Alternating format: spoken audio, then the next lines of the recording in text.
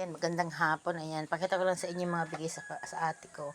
Ayan, galing lang yan kay Libay, yung sa kumari niya. Galing, no? Ganun dito. Talagang, pag binigyan mo sila, bibigyan ka rin nila pagka aalis ka. Ayan. Ito naman, galing sa ate ko. Ayan. Rock and roll kung tawagin. Tapos ito kay Mamay Beauty. Tapos ito naman sa ate ko to. Sa kapatid ko to galing. Kay Manay Dita. Ayan. Kamote. Masarap ang kamote ng Bicol. Ayan. Ayan bigay sa amin. Tapos ito naman kay Manay Pedro.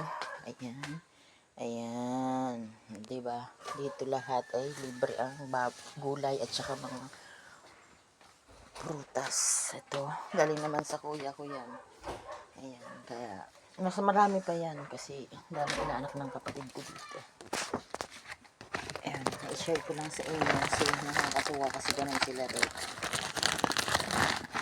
Short video ulit tayo.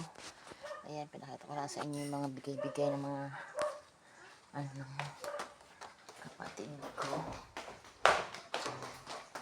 Kasi nagdami sa akin ng diba, pang sapot, pang ito, tsaka yan. Diba, dami na. Ganun dito. Kaya, salamat sa mga nagbigay. Ayan si nanay ko. Kumakain ng saging. Dami saging dito. Ayan lang short video. Magandang hapon.